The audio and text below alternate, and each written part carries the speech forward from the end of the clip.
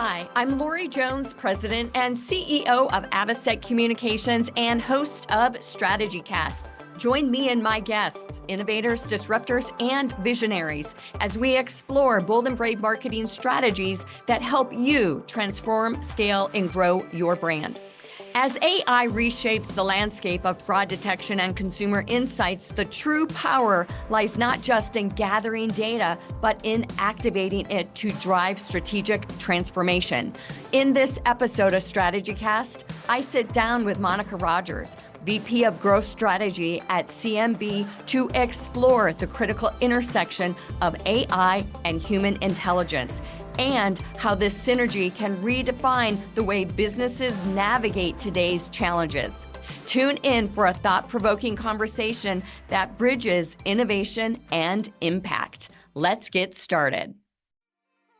A competitive edge starts with strategy, and strategy starts with knowing how to develop one. StrategyCast is a leading marketing podcast that serves up strategic insights, trends, and tips to help separate your business from the pack.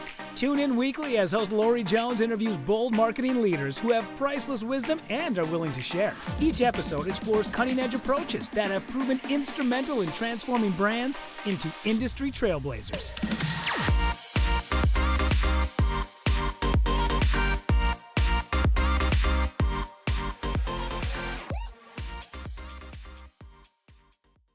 Welcome to StrategyCast. I'm thrilled to have Monika Rogers join the show. Hello. Hey there. Thanks for having me. I tell you, I'm so excited to dive into this idea of AI and in human intelligence. And Monika today is going to be sharing methods with us to gain impactful insights that really lead to the intelligence to help marketers and anyone associated with them on their teams to do a better job. So before we get there, please tell us a little bit about your incredible background. Sure. I've had a lot of different roles in my career, but it all comes down to really having a passion for marketing and product innovation, which kind of got me early in my career to get into CPG. I worked at General Mills doing market research, consumer insights, but since then have gone a variety of directions. I worked at an ad agency helping to use creatives to create new products, which was really fun. I worked at the university actually helping to grow a program specifically for consumer insights. I worked creating my own consulting firm, doing innovation and branding work, and then built a tech company, which I sold a few years ago. And now I have the privilege of working at a fantastic company called CMB, leading growth strategy. So kind of connecting the dots between a lot of these things and helping the company innovate and move forward. What an absolutely incredible career. You've done so much. And I think our listeners, each one of them can say, yep, been there, been there, been there, been there. Oh, can't wait to do that. I mean, it's just an absolutely incredible career. What led you to really have a passion for the research and insight side of it? And talk to us a little bit about the importance of that with this intersection with AI right now. Yeah, I think what got me to this career, I mean, it's kind of interesting. Maybe most of you might relate to like being young and at college and trying to figure out what I wanted to do. And my dad was an electrical engineer and my mom was in sales. And so it was like, well, you should do one of those things. And it was like, well, I don't know. I actually did a sales job. That was my first job kind of as I was graduating college. And it wasn't analytical enough for me. But I really discovered this curiosity that I have. I really liked when I was in sales. I liked talking to the customers. I liked understanding their problems. And I actually helped that company way back in the day develop a new product. And part of that was me like justifying it to the CEO. And in order to justify it to the CEO, I actually did a survey. And it kind of got me to realize that was something that really interested me, was this intersection between how a company moves forward and how do you know it's the right opportunity or the right need. And that's really squarely what I think consumer insights does, is it connects those dots. Yeah, it really does. This is like a totally loaded question, okay? How many companies out there today, it does not matter, if it is CPG, consumer, or B2B, are operating with incorrect assumptions based on the wrong data. Yeah. I mean, I think all of us are at Yeah. some level, right? I mean, and even no matter what we do, it can never be perfect. So we have to use our judgment. We have to decide what we think makes sense. And all of us are navigating that every day, right? What are the data points and what level of accuracy do we need to make a decision? Because the other thing is if we try for perfect information, we'll never make a decision.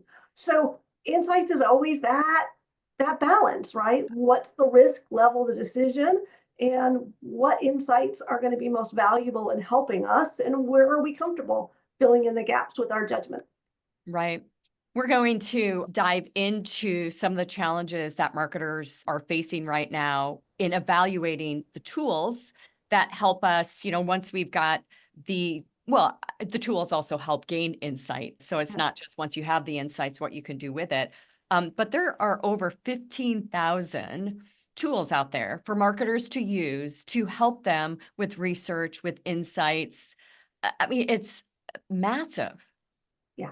And it's gotten, I mean, it's gotten way, way harder in the Right. last few years. I mean, when I founded DigSite, I think there was probably on the order of maybe a couple hundred tools for consumer insights specifically, but it wasn't really that hard to navigate. You could go to a conference, you could meet people. I felt like it was fairly easy for us to connect with clients and for clients to connect with us and Right. figure out the fit. But that really, really changed and escalated. And I think in some ways it's interesting because DigSite was really one of the first agile platforms for insights.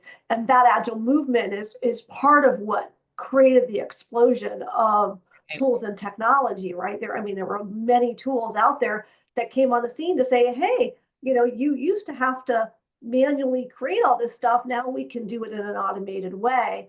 And then AI has just taken that now to a next level because not only are there new tools coming on the scene, but every tool that you might have evaluated 3 months, 6 months, a year ago, 2 years ago, now has new AI capabilities built in. So Right. even the assumptions that you have about the tools that you evaluated in the past aren't necessarily correct. Right. Do you have a short list of the favorite tools that you are currently deploying or at least suggesting to brands that they use or take a look at? Yeah, the way that we have approached it here is definitely been a continuous process, right? Of I mean, we have a dedicated team. That's all they do is evaluate tools.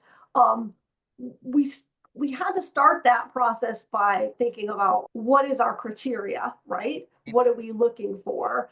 I would say that we have evaluated probably I'd say 350 tools that we deemed worth evaluating in the Right. last say 18 months.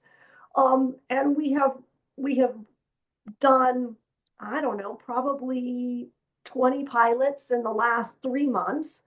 Um, and we continue to evaluate, approve, deselect because we find something better. So I'm not Right. one to say, here are the tools to go use today, because I think that for us, it has been kind of a learning journey. And part of it is this tool might be great for this application, but not for this application. And Right. so even Exactly. though we might say, hey, one of our priorities is say open end, AI open ends, right? You could say, well, that, being able to prompt good open-ended responses via AI is a great need, but is it the same in a survey setting versus maybe more where you want to collect more IDI kind of Right. responses, right? You might need a different tool. So I think that's something that we just recognized clients are going to be navigating, but folks like CMB also need to navigate in order to provide the right frame of solutions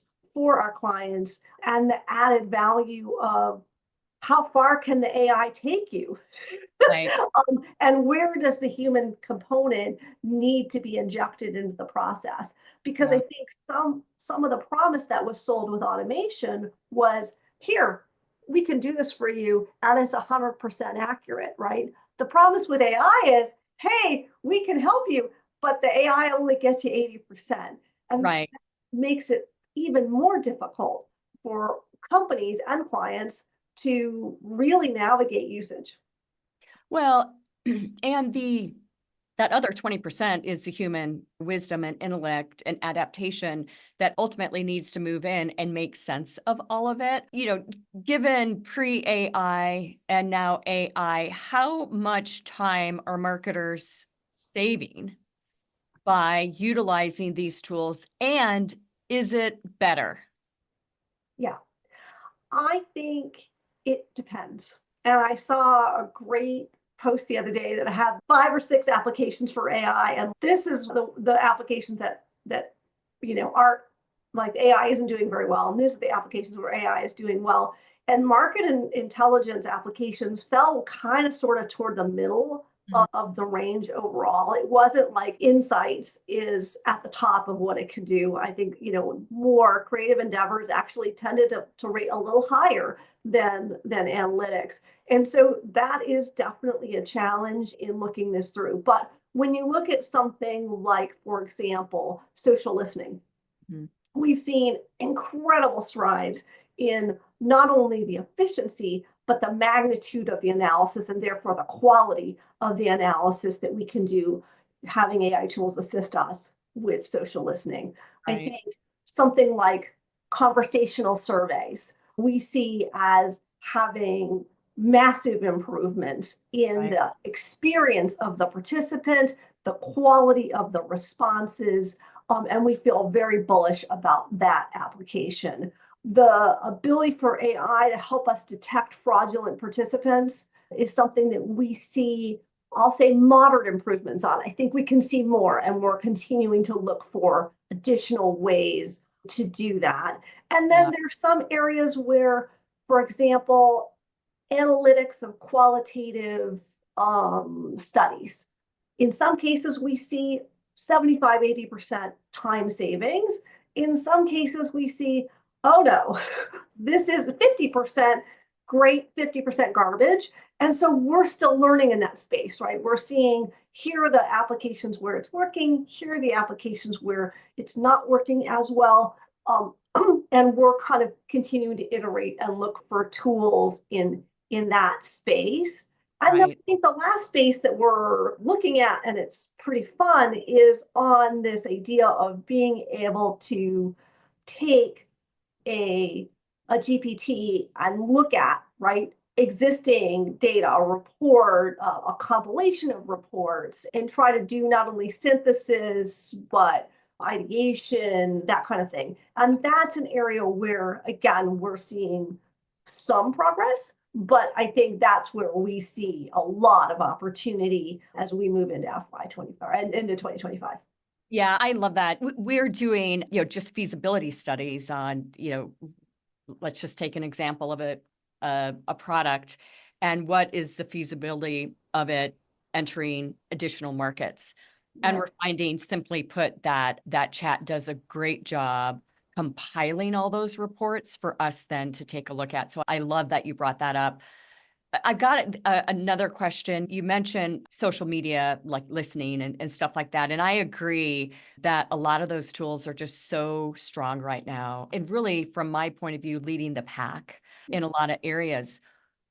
The issue that we see, if you're just taking a look at sentiment with those tools, it's cross sentiment with outside of social media with reviews or chat questions or feedback forms so you're getting one tiny area of feedback regarding sentiment, social media content, versus all these other areas. It's very, very difficult to compare and contrast that.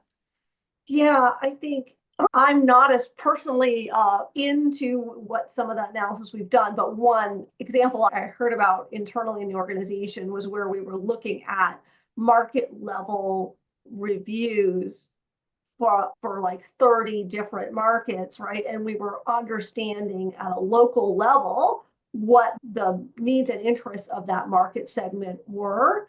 And we're able to get to a really clear segmentation of needs.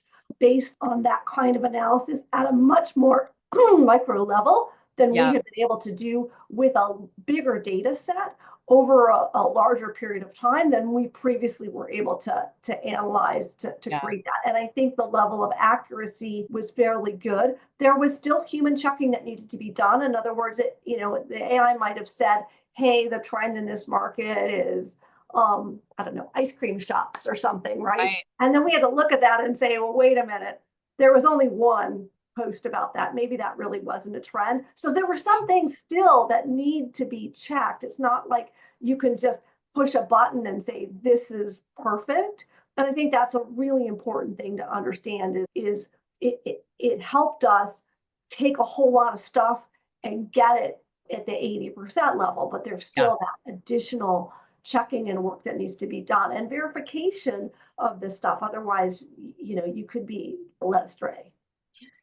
I also think it's worth noting that for a lot of our listeners who may not be able to purchase a very, very expensive software, that you can create some of this analysis with custom chats. Case in point regarding reviews, and our audience may have heard me talk about this before, but we have a client who was really interested in gaining insights on whether or not they have a pricing issue. And although they've got some really sophisticated tools that they use, like Placer AI, we were not able to dive that deep into pricing. So we built a custom chat that brought forward 15,000 different reviews from many, many different review sites. And the first rendition of this, we were able to go in and ask it questions, and it gave us and isolated the individual feedback on, pricing. Then we thought, okay, what if all these were mentioned 10 years ago, though? Not today. So then we were able to layer in an additional element of timing and determine if it's an issue today or not. So that's an example of rolling up your sleeves and building your own tool. And by the way, this tool now feeds in anytime that there's a new review, it automatically feeds it in. That was just a very, very curious person on my team, Colin, thank you, who just said, you know what, I think I might be able to solve this. So think that way as well with custom, whatever it might be, an AI tool that can pull all that data in for you and without the high cost of a software. Yeah, well, I think that's a great point too, is the innovation that you cultivate within your own organization. I mean, I think one of the really fun things for our team has definitely been seeing those bright individuals just finding things, right? So, I mean, just last week, we had someone come to the team meeting and say, we do this analysis in Excel and it takes us a bunch of time. And I basically, I use the GPT to help me recode this Excel sheet, right? And they recoded it and saved like 70% or 80%. Exactly. And it was really cool because she created a video and she side by side, here's the thing that we used to run and here's the thing we're running now. And she had a little timer on it just to show exactly how much savings. I love that. And I think what it does is it just creates this excitement in the organization around look at what this can do, because it's not just, hey, we might be able to do something faster or we might be able to do something more efficiently, but it's about now what could I do with that time and effort, right? And how much deeper, how much better can I get? And I think that our focus definitely at CMB has been less about just trying to do things faster and really looking at how to increase the quality of the insight or the outcome, right, for the client. Because at the end of the day, that's what AI has as a promise for us. And if we just look at it as a race to the bottom, we're going to just try to do things faster and cheaper. Yeah. We're not getting what our clients need. What they need is a competitive advantage. What they need is proprietary insights. And so we have to look at AI as a way to get us to better. Yeah, I love that. Are you finding that there are very, very specific AI, not just tools, but AI approaches or research approaches that are far better at gaining a data quality than the way humans used to do it on their own, and maybe even vice versa. Yeah, we just did a webinar on this like a month or so ago, and it was really interesting. The team that's focused on fraud detection for AI, they were able to do an analysis of so they took multiple different kinds of tools that do AI kind of analysis. Some of it is analysis, some of it's just straight old school like AI, right? Not generative AI, just old school AI analysis of variables related to the person before they enter the survey. Some of this is related to looking at open-ended responses. Some of this is looking at other characteristics of how they answered the survey, right? And they were able to isolate, these are the kinds of things that humans are good at finding. These are the kinds of things that that AI is good at finding, and they're different from one another. And Wow. so it's not as if you're just saying, I was able to, with a human, find, 10% fraudulent people, bad people, bad actors, or just bad quality data. It was, and now with AI, I can find that 10%, faster, right? It was instead, I'm able to find this 10% for humans. The AI found 5% of it, but they also found this other 5% that I didn't know about, right? Right. And that becomes really important to understand. And so our data ended up with a kind of I think it was a 2/3, 1/3. So 2/3 were found via the AI analysis, and about 1/3 we're still using humans to do, but we're continuing to optimize that as we can have the AI score things and determine what things we need to review, and reducing the amount of human review that needs to be done, but not eliminating it. But all of that's been really fascinating to see the systematic way in which they're evaluating what the bots are finding and doing it across multiple data sets. And then even saying, wait a minute, now we have this tool, we can now analyze our sample providers and we can start to understand what sample are they good at finding and what sample are they not good at finding. Because the reality is there's varying quality out there in suppliers, but there's also varying quality out there based on the kind of sample that they might have in their database. And so, we have to learn how to mix and match and find more representative samples, but also accurate samples from providers who have those kinds of respondents or participants in their database. Yeah. What advice do you have for our listeners on how to recognize this garbage data? What might be, just not even relevant at all beyond the basics, like it doesn't look right? Yeah. I mean, first off, I think it's really important to have the conversation. If you are working with a third-party sample provider or a third-party research company, to have the conversation about what they're doing and get an understanding of what they're doing. Because if you don't know that and you're just assuming that it's the same, that's not true. There's quite a bit of variability across providers. But when you yourself are looking at that data and thinking about how to design your survey, there's multiple layers that you can look at. One is the kinds of questions that you ask to make sure that there's some triangulation, right? Does this person's responses make sense on an individual level? There's things like the kinds of context or artifacts that you might ask for, depending on the kinds of study, especially if it's qualitative. Artifacts can be incredibly helpful in that person demonstrating their knowledge, expertise, or familiarity with topics. And open-ended responses are still a really important tool. And so if you think, well, I'm saving myself some pennies and I'll just not put those open ends in your survey, you may not be getting what you need. And then now that we have prompting for open ends in surveys, if you're not using prompting to help you get a layer or two deeper, you might be missing that moment where you might go, wait a minute, this person they're not the right respondent, right participant for what we're trying to collect. Yeah, when you're doing that in person, the why getting to is always the great way to travel down. But when it's a chat, it absolutely does make it a little bit more difficult, especially for the individual that you're asking the questions to be able to respond in a very authentic way as well. Which I In think the is, moments, yeah, right? Where they can't yeah, necessarily Google search something or have their GPT ready with it, exactly. with answers, right? That they're copying and pasting. Yeah, And that's all real stuff that we have to contend with, as researchers. yeah, I love it. During our pre-show discussion, I recall you talking, I think about a client of yours, AARP, and a program that you deployed that incorporates a lot of what we're talking about.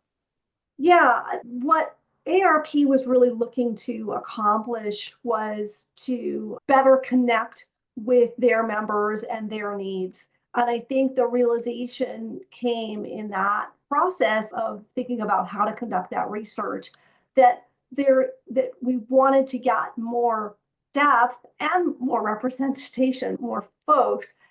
And obviously, there's always constraints, right? Time constraints and budget constraints. And there was a willingness and openness to, okay, let's think about how to ask the questions a little bit differently, how to use AI in that process, but also that allowing us to collect responses, especially qualitative responses from more folks. So I think both sides of that led them to they felt like uncovering some insights that they might not have gotten that level of depth in a traditional survey, and then also being able to get to various segments and audience that they found were important to them. That's great. And then where ultimately did that lead them? My understanding is that they've worked on some new programs and offerings, but I don't have a lot of those details to share. But I know that certainly prompted their senior management team to be open to some new and innovative ideas. I love that. Where is all this going? If you have your globe in front of you, what do you predict we'll be doing 12 months from now versus 3 years from now? Great questions. I have a couple of predictions, particularly related to all of us who are in insights, regardless of what organization type that you work for. Our role and relevancy in the organization is being, I won't say the word questioned, but changing. Yeah, And we have to recognize where we want to play in the organization moving forward versus what we're being asked to do now. So for example, there was some data that Green Book had provided to say that the number of strategic insights of folks in organizations is actually on the decline because a lot of organizations are staffing people DIY research roles, and they're getting to become data collection arms again. When we get to the industry, we just do this up and down through that. But what's happening then, if your insights folks get more centralized, they get less associated with the business decision making, and they're told your responsibility is to collect data, right? right. And use all these automated AI tools to improve that. What happens is you get disconnected and siloed from the decisions being made. And I Yeah, think that's a real risk for insights organizations in terms of relevancy. And I think the solution to that, right, and where generative AI comes into play is we can help bridge from insights to strategy, right? And we need to actually have more strategic insights, folks in organizations, and we need to be comfortable and confident in enabling our teams to make better decisions from insights. And what I think that means for all of us is we have to get more comfortable with getting access to more data from more people in the organizations. We have to understand what our role is in helping educate the organization on how to use those tools and what the additional value is that we provide. When are those tools sufficient for making daily decisions? When is additional insights needed, custom research needed, right? Because that's right. not going to go away. It's just that many of those decisions that all of us have been asked to do research on, my very first project at General Mills, should we use this purple color for the flag on our package or the red color for the flag on our package, right? We don't have to do that research, right? They can Yeah. prompt and they can get an answer and they can get, people can do that themselves in organizations. So Yeah. what is our role? What insights do we need to be informing? How do we help everybody use the data that we have, the insights that we have every day, and embrace that, but at the same time, push ourselves to say, what's the next thing? How can we get better at prediction? How can we get better at generating strategies, plans, executions? How can we partner more in the organization to deliver impact? That's where we need to get in 3 years. And if that's where we need to get in 3 years, what does that mean for then what we need to do in the next 12 months? And I think that is embracing AI, experimentation, learning, but with an eye towards validation, proof points, understanding, so that we can bring that to the organization and people can be confident about what we're bringing. Because if we don't do that and we allow fraudulent data to come across, we allow people to make decisions using AI that made up imaginary crap, our credibility is going to be killed. Absolutely. You know, Yeah, I love that. And there's some very, very wise things to be thinking at there with everything that you just said. I mean, it's that continuum, right? And it needs to be deployed. As we're closing out here, something that we're doing this year as a podcast is we're launching a better at approach for marketers every single month. So in January, we'll have a theme on better at. And we're asking each of our guests to, as you think through what you want to become better at and what you want your colleagues to become better at, what we as marketers need to be becoming better at in order to achieve the goals that are set on the table in front of us, what comes to mind for you? yeah, I think the focus for us, certainly at CMB, isn't just AI, it's activation. And it's really the activation of insights in organizations and how do we connect the dots from what we do to the impact that they're making in the marketplace, not just the decisions being made, but the impact that the organization is making. So if we can focus on that, that is the one area I think we could all get better at, and AI can help us. I love it. You heard it, better at activations, which absolutely increases impact. There's no doubt about it. Monika, what is the best way for our audience to get in touch with you? Absolutely. Please do follow me on LinkedIn. Love to hear from folks. I generally connect with just about anybody who asks, and happy to have a conversation. That's great. Thank you so much for your appearance on StrategyCast. You've been absolutely amazing. And if you'd like to get a hold of me, you can also contact me on LinkedIn and email me, Lori@avocetcommunications.com. Thank you, Monika, and Happy New Year to you. Thanks. That's a wrap. Thanks for joining us on today's show. We hope your strategic brains are spinning with new ideas and bold inspiration that will elevate your strategies and marketing know-how.